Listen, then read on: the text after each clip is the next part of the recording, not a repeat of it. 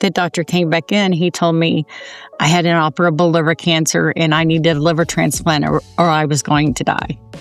And it was having to come to the realization of accepting what was happening to me.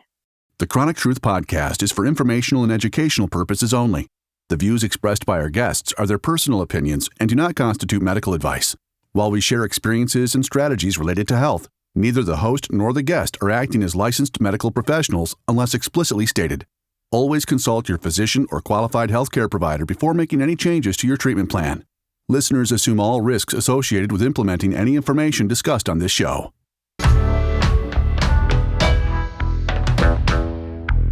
Hello, and welcome to the Chronic Truth Podcast. I'm Kimberly Nash.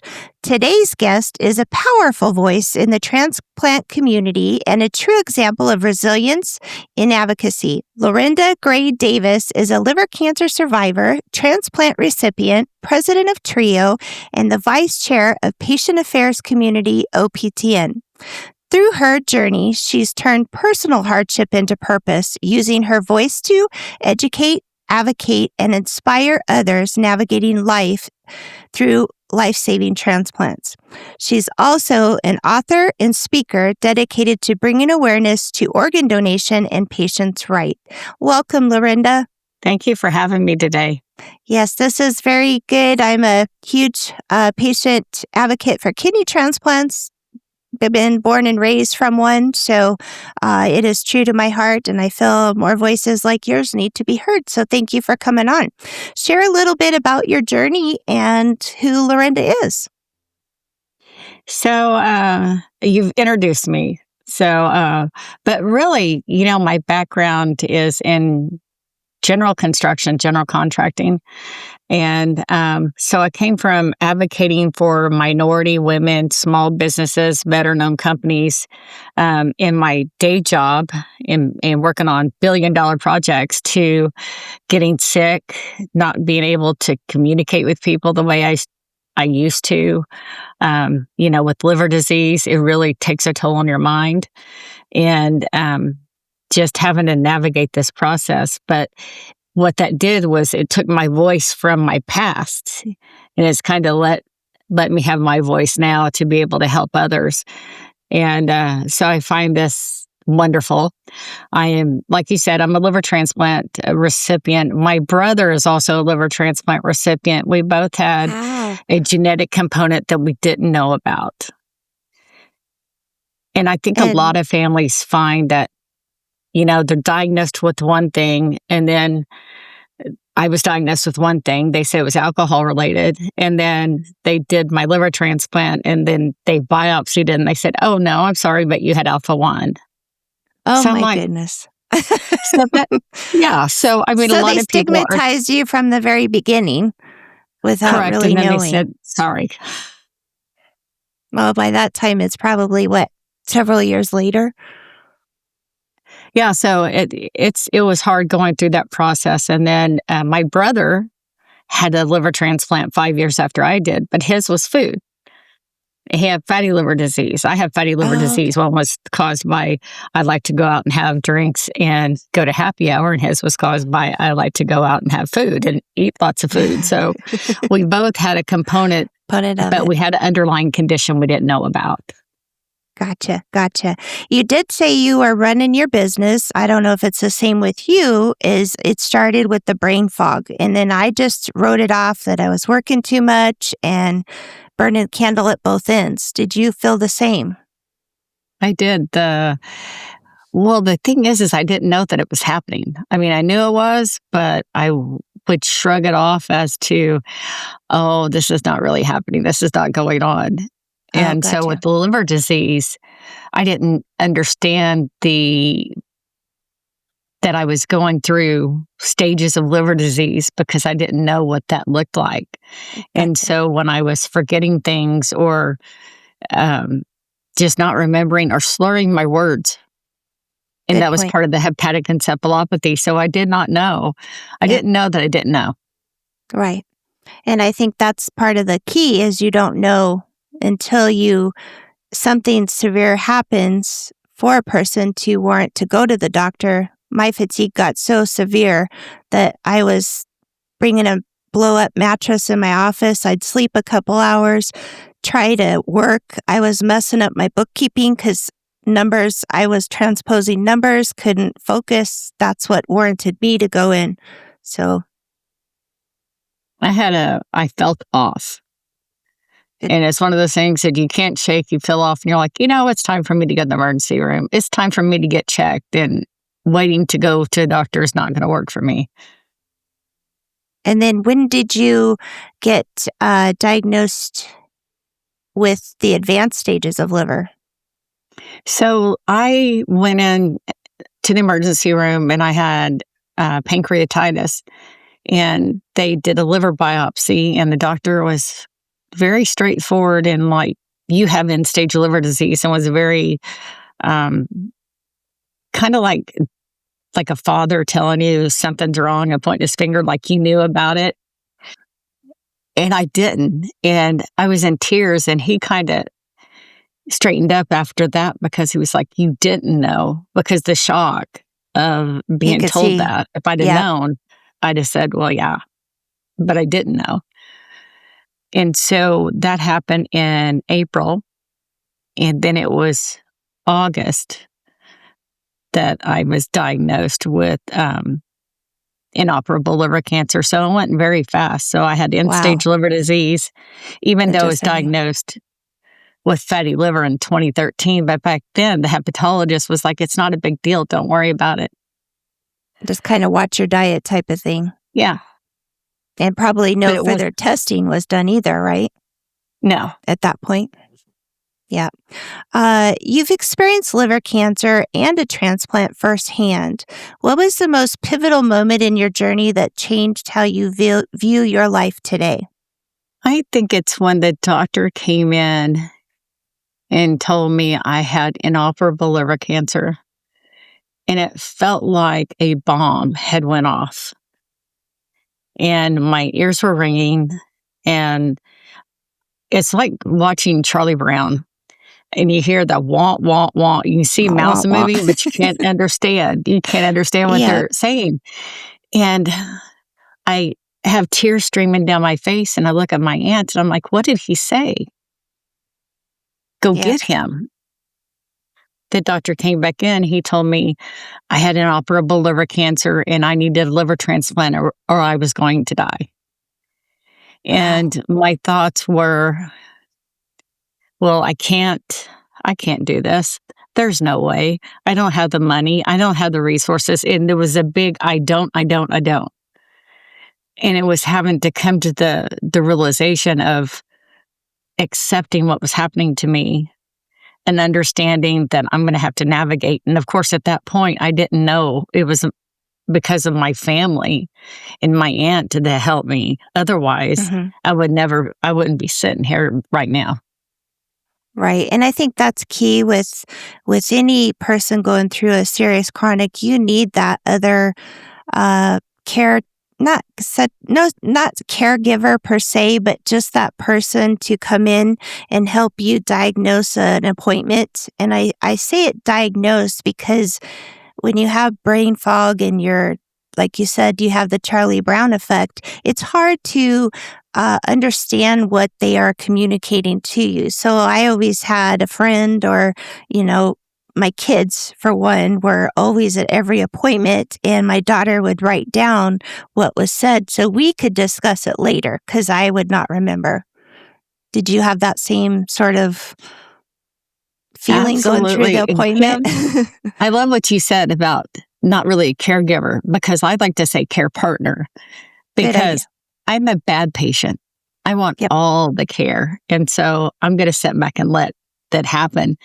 But if I have a care partner, it's like something in my mind switches and I get to participate. And I think that gives your care partner permission to stand between you and the doctor and not behind you, but in front of you to help you navigate that. And clearing the path. I think it's more empowering. Yeah, I like that, how you said that. It is true, because it's a mindset shift. Instead of sitting back and letting everyone do something for you, you take the control in your own situation and have participate. power. Exactly. Exactly.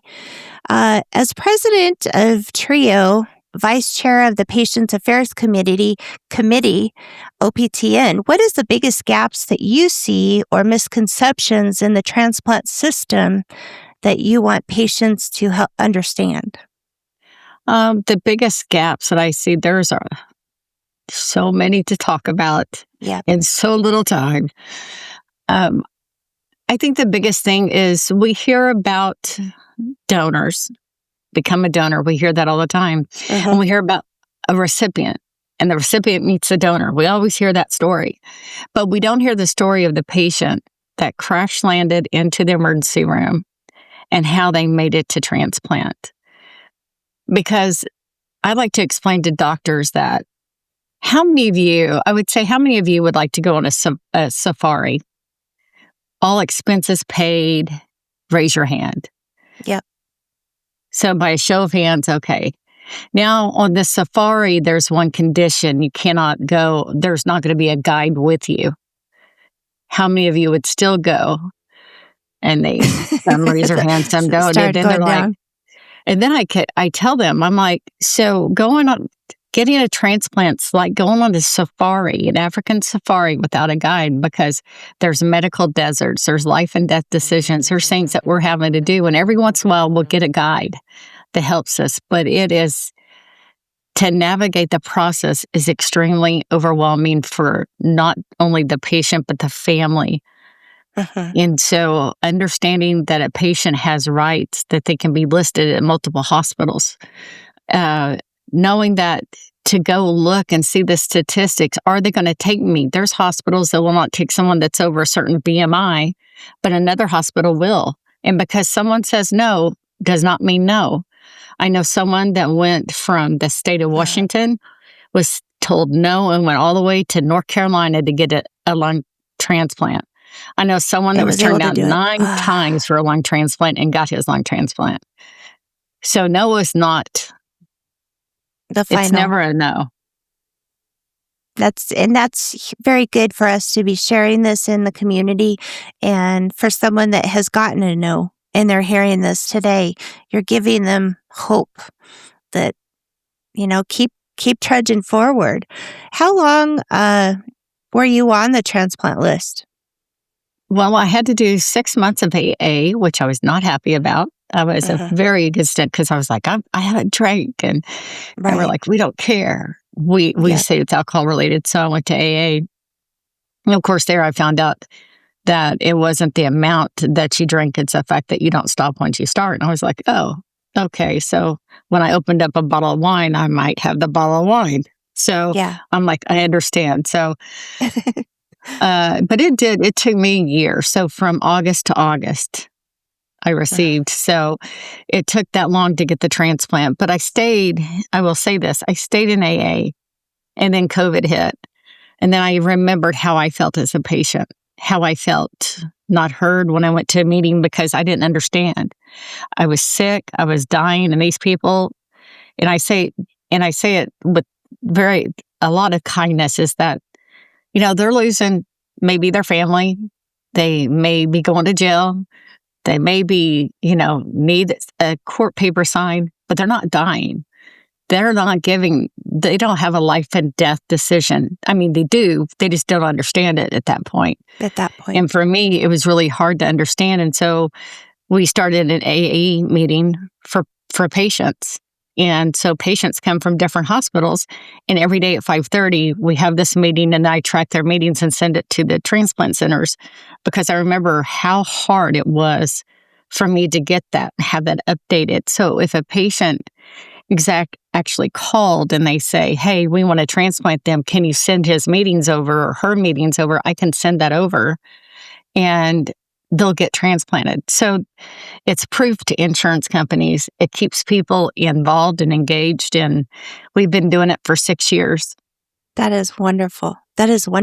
Is it only in your state, or where do you do it all over?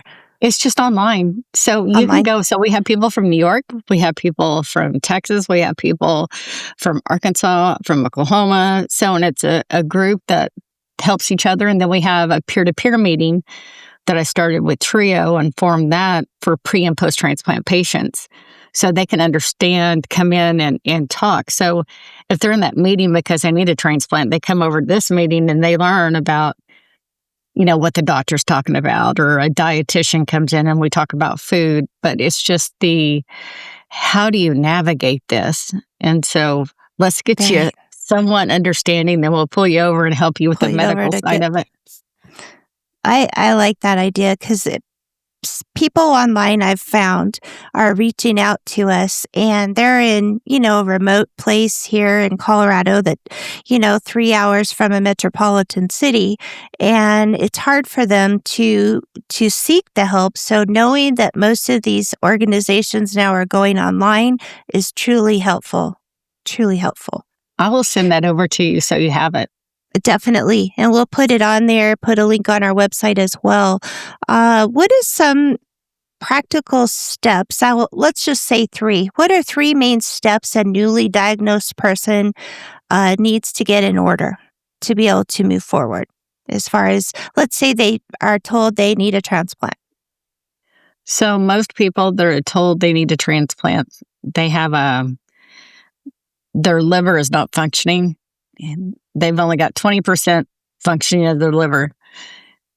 The one thing I would say is take a deep breath.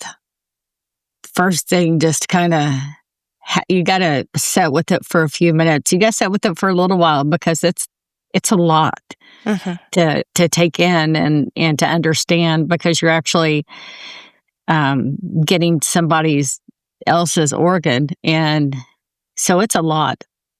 Physically and emotionally, that mental side of it.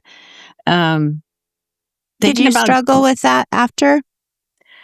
I did not struggle as much because I understood that when someone decides to be a donor, they want to be a donor and they want to help me. And so for me, it's a gift that I get to turn around and give back to others. And pay forward. Be of service. Very good. But sitting with it, talking to your family, because your family is going to have a different journey than you are. Even though you're in the same group, there's 2 different things going on at the same time, and that can happen. And I guess the third thing is understanding really that no doesn't mean no, that you have options. And I just want people to understand that there's lots of options out there in regards to what centers they can go to. Now, financially, it's hard. And they're going to ask you a lot of questions. And there's going to be times that you're going to go, I can't afford this medicine, because they're going to give you the hard, cold truth of this is what it's going to be. Yeah. And because of that, I designed Transplant Medication Navigator over something I wrote 6 years ago about what's a copay card versus a foundation or patient assistance programs.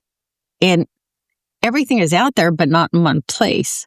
Right. So a patient that's sick, or a family member that's trying to feed someone and navigate them because they are like a 2-year-old because of the liver disease or whatever is going on with brain fog, that they don't have time to sit down and look at 5 different websites and try to find medicine. Or even know where to go. Right. And the pharmaceutical companies or the pharmacy will not sit and tell you, hey, if you go to this website, you can get it for $10, the manufacturer. They're going to say, no, it's going to be this amount of money. And that's actually what happened to me. I had a heart valve replaced, and I went to go get my medicine, Eliquis, and they said it's $624. And I said, no. Oh. And then I said, is my insurance on there? And they said, hang on a second. And they put it on. It's $195. And I thought, how many people stood there and cried? How many people walked away? Or how many people try to decide, do I put food on the table? And this is a drug that you cannot miss.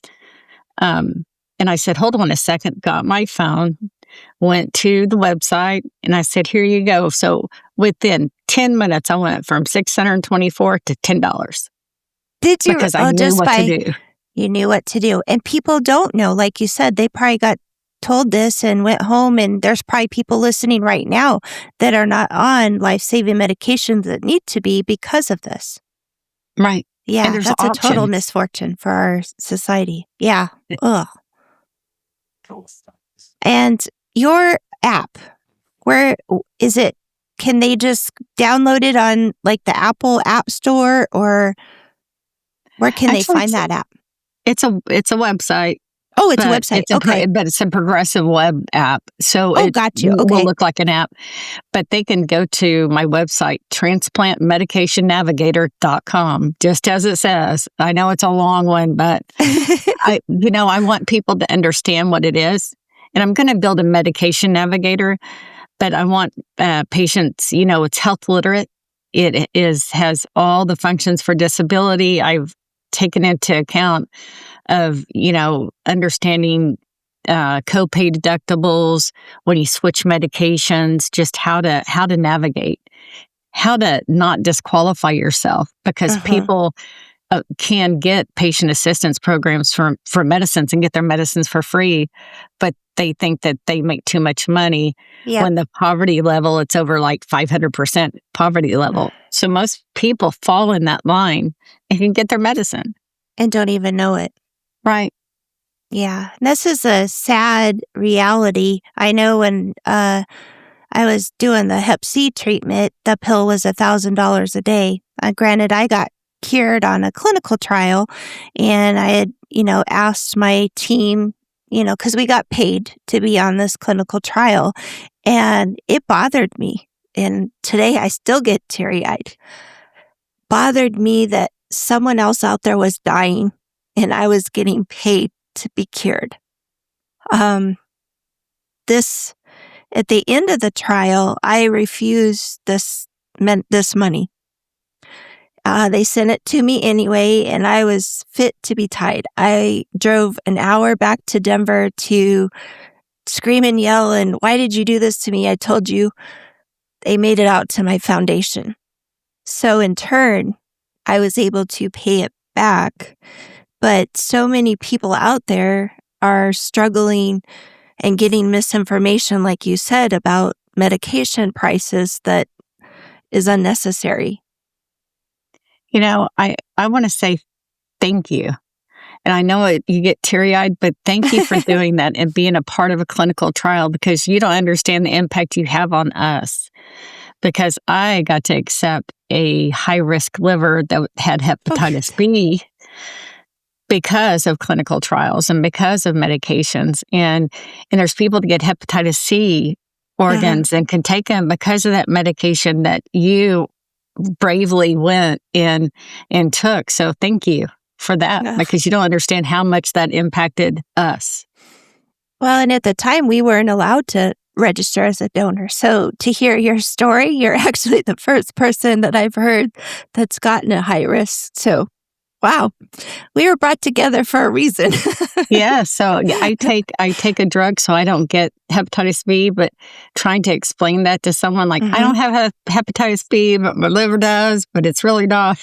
Yeah, it's how do you... I'm trying to keep it, and they're so close, I've heard, to finding, a cure for Hep B now, too. So it's amazing what these doctors do. And I had the privilege of, I was on Second Opinion show right after, like 3 months after I was cured on the clinical trial.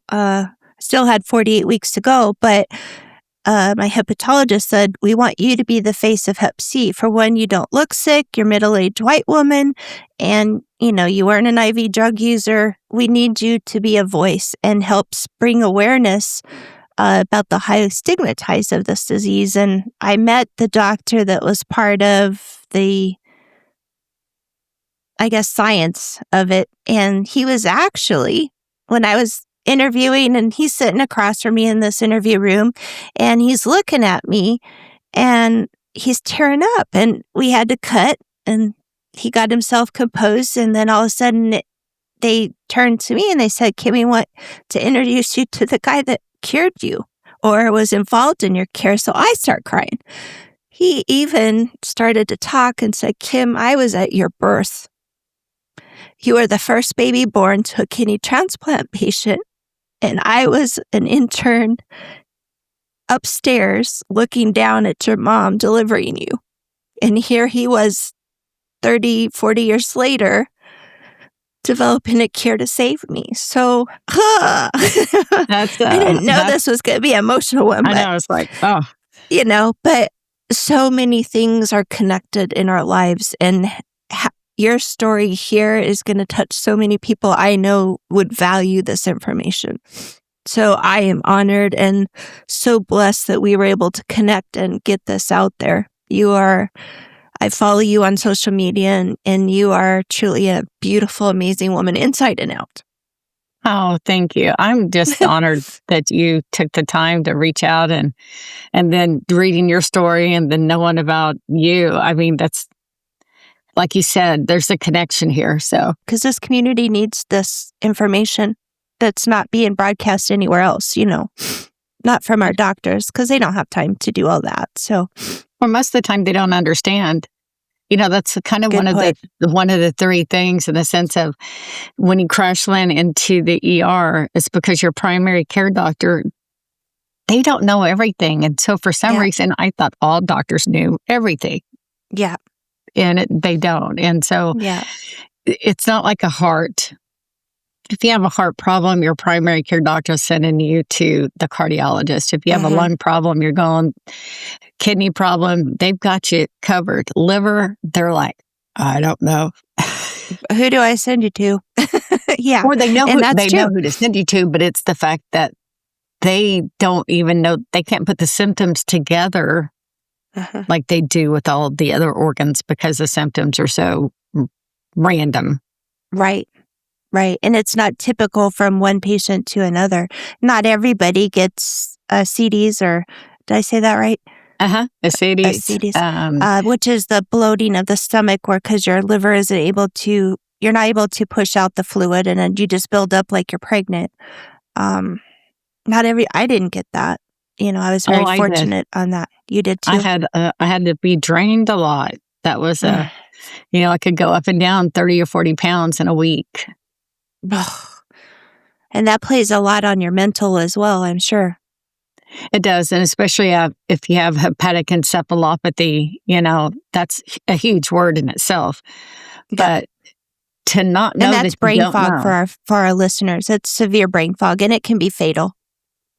Yes, there's. I quit driving for 2 years because I was convinced the doctor took my license away. He did not, but I knew I couldn't drive. So maybe that was my mind's way of telling me you can't drive. But I'm glad I didn't because I wouldn't have been able to make the right decisions at that point. Right. To even drive a car.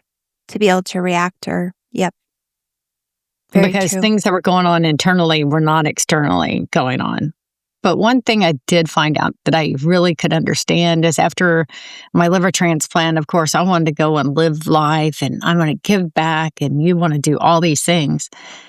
And your family's like, they didn't go through that process. They didn't have that. They're still waiting for something to happen.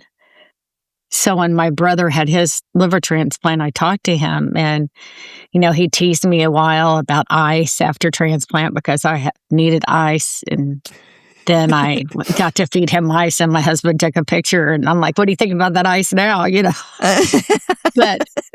you like it now. Yeah. What do you think about that now? So, but what I did say to him is you have to think about this. You're going to be high, happy, but your family is going to have a different attitude. And you cannot expect them to have the same attitude because they're waiting for the other shoe to drop. They're waiting for something else to happen because you almost died and they're still dealing with that trauma. And they can witness that. You don't remember that. Right. They don't remember that. We just remember, oh my gosh, we are better. We're well, and we're not. We're trading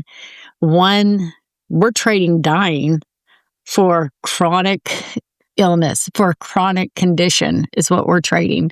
Right. Yep. How are our listeners able to get in touch with you and your mission? Is it through your website? Yeah. So with the transplant, with anything transplant, they can go to Transplant Recipients International Organization or trioweb.org and find out information for transplant. And my email address is ldavis@trioweb.org.